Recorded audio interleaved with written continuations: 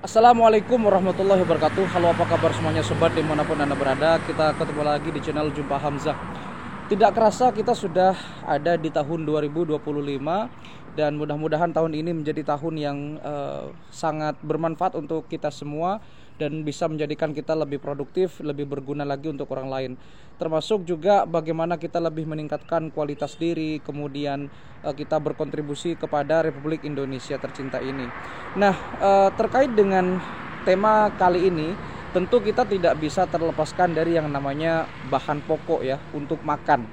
Ya, yang disebut dengan sembako, 9 bahan pokok. Tetapi kita tidak akan membahas ke-9 bahan pokok tersebut ya. Yang akan kita bahas adalah beras sebagai makanan pokok orang Indonesia.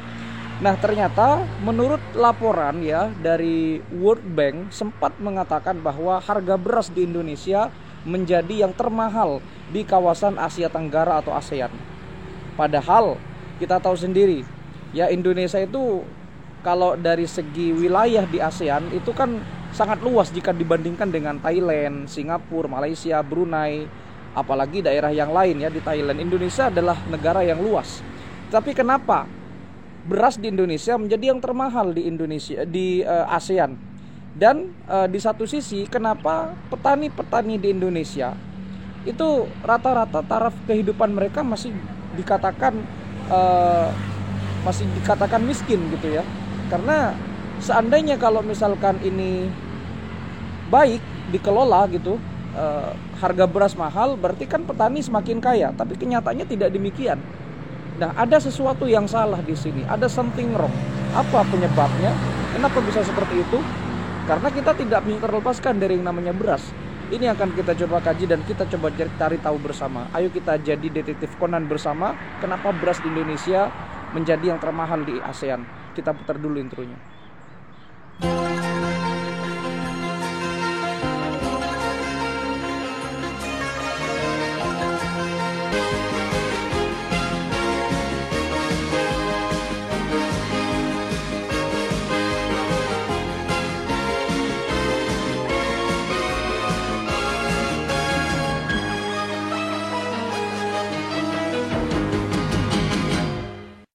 Cuaca hari ini lagi mendung, jadi mungkin sebentar lagi akan hujan dan mudah-mudahan hujan membawa keberkahan untuk kita semua.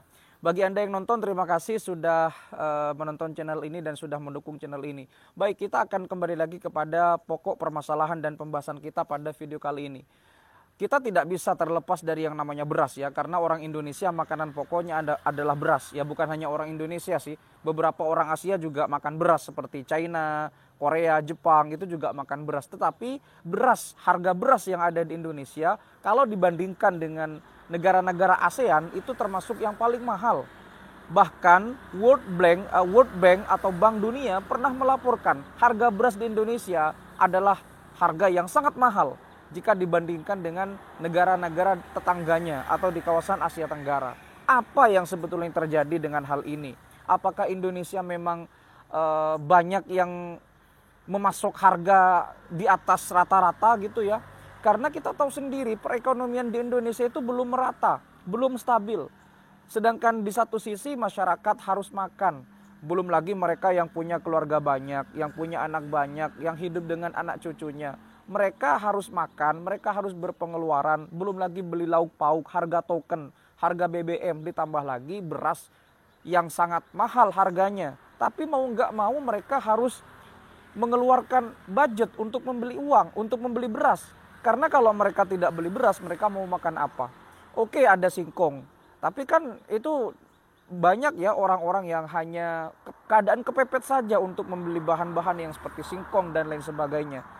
Beras itu tidak tergantikan. Oke, jadi gini, petani di Indonesia itu ya, itu kan banyak sekali tersebar dari seluruh Indonesia Barat hingga Indonesia Timur. Dari pulau-pulau yang tersebar di Indonesia itu, dari Pulau Miangas sampai Pulau Rote, itu tersebar yang namanya petani-petani di Indonesia. Kita harus berterima kasih kepada para petani, karena tanpa mereka mungkin kita tidak akan merasakan yang namanya beras. Tetapi kenapa harganya semakin mahal? Apakah memang di petani-petani tersebut harganya sudah mereka rapatkan atau bagaimana? Nah, ternyata menurut beberapa laporan ya yang saya baca gitu di beberapa berita, ada 3 faktor kenapa beras di Indonesia menjadi yang termahal di Asia Tenggara. Ya, sempat menjadi termahal maksudnya kalau kita bandingkan dengan Singapura, ya karena memang pendapatan rakyat Singapura kan beda dengan orang Indonesia. Ya karena mereka tidak punya sumber daya alam, hampir tidak punya, bukan tidak punya, hampir tidak punya kalau di Singapura. Sedangkan di Indonesia melimpah. Tapi kenapa petani berada di bawah garis kemiskinan, padahal harga berasnya mahal? Ada 3 sebetulnya. Pertama, jadi panjangnya rantai pasokan dari petani kemudian ke konsumen itu panjang prosesnya. Jadi pendistribusian beras dari petani kemudian nanti sudah layak dikonsumsi oleh masyarakat itu panjang. Ada sebuah beberapa rentetan atau fase-fase yang harus dilewati oleh seorang petani ketika hendak mendistribusikan hasil panennya. Mungkin dari pupuk, mungkin dari kualitas pangan, mungkin dari bagi hasil atau penetapan harga dan lain sebagainya. Jadi itu yang pertama. Dan mereka juga yang kedua kesulitan mendapatkan bibit-bibit unggul. Dan ini sempat menjadi program dari beberapa pemimpin yang ada di Indonesia. Bagaimana caranya agar petani itu mendapatkan bibit yang unggul sehingga bisa menghasilkan beras yang layak untuk dikonsumsi oleh orang Indonesia. Karena memang kita saat ini masih ketergantungan, kita masih impor dari negara-negara tetangga kita untuk sekedar makan ya. Salah satunya negara Thailand, negara Vietnam dan juga ada negeri Vrindavan untuk kita mengimpor beras. Karena memang beras di sana ya lebih premium daripada beras di Indonesia. Dan tidak bisa kita pungkiri bahwa pupuk-pupuk atau bibit-bibit unggul yang ada di Indonesia itu pendistribusiannya masih kacau dan petani masih kesulitan di beberapa daerah gitu ya, masih kesulitan untuk mendapatkan bibit-bibit unggul ini. Dan ini PR untuk para pemerintah dan para pemimpin di Indonesia. Itu yang kedua. Dan yang ketiga ini yang paling penting dan yang paling memperhatinkan gitu. Ada banyak makelar di balik itu semua. Contohnya kayak gini ya. Ya makelar itu kan nggak bisa dipisahkan dari masyarakat kita ya, dari budaya kita. Karena mungkin ini adalah peninggalan penjajahan kolonial Belanda dulu ya. Ada makelar-makelar itu. Contoh nih, ketika pendistribusian beras itu menjadi sangat ribet dan sangat panjang prosesnya. Ada apa di situ? Mungkin ada makelar juga yang bermain di situ. Mereka mengkoordinir harga-harga, mengkoordinir petani-petani, mengkoordinir pupuk-pupuk yang akan didistribusikan dan mengkoordinir semuanya. Kalau mereka sudah ready, baru tuh siap untuk didistribusikan kepada masyarakat. Ya yang namanya makelar, mereka punya modal, mereka punya pengaruh, mereka juga punya koneksi, mereka juga punya orang dalam untuk mengatur semua itu. Dan itu nggak bisa dilepaskan dari budaya Indonesia, bukan hanya beras, tiket pesawat, bahkan travel umroh, travel haji, kan ada makelarnya tuh. Dan ini yang harus kita pikirkan bersama, gimana caranya agar makelar-makelar tersebut, ya walaupun mereka membantu mengkoordinir, tapi setidaknya jangan banyak-banyak untuk mengambil keuntungan. Kasihan yang namanya petani-petani menjerit kesakitan, harganya mahal, tapi keadaan ekonominya ya di bawah rata-rata. Jadi kepada masyarakat, kepada para pemimpin ini juga harus dipikirkan. Selain bagaimana beras di Indonesia itu bisa bersaing dengan negara-negara lain, bisa diekspor, tidak mengimpor lagi, harus diawasi bibit-bibit unggulnya didistribusikan secara merata. Tolong yang namanya makelar ini dikurangi begitu. Walaupun kita nggak bisa melupakan jasa-jasa makelar dalam tanda kutip, mereka bisa mengkoordinir, bisa mentertibkan. Tapi bagaimana kehadiran negara dari hal ini? Ya banyak sekali mereka yang ketakutan terhadap makelar itu. Kalau tidak bayar mereka gimana yang mendistribusikan. Berarti kan makelar itu kalau dikumpulkan lagi, berarti kan mereka punya koneksi, punya pengaruh, punya people trust gitu. Kenapa ini tidak diperhatikan oleh pemerintah? Makelar-makelar itu banyak ya, banyak berseliuran di mana-mana, nggak hanya beras, tetapi karena beras ini bahan pokok yang nggak bisa tergantikan di masyarakat Indonesia, maka sangat penting untuk menjaga makelar-makelar ini agar mereka itu tidak lagi mengancam gitu dalam tanda kutip ya, tidak lagi menakut-nakuti petani-petani kita. Kasihan petani-petani kita yang sudah capek-capek ya, capek-capek untuk panen, capek-capek untuk menanam benih, tapi ujung-ujungnya makelar yang mendistribusikan dan mengkoordinir harganya. Mungkin ya, ini mungkin seandainya pemerintah bisa lebih progresif dalam tanda kutip, mereka bisa mentertibkan yang namanya makelar, tidak dihilangkan tapi ya ditertibkan lah. Mungkin pendistribusian beras dari petani ke konsumen itu tidak lama dan tidak ribet, tidak jelimet gitu.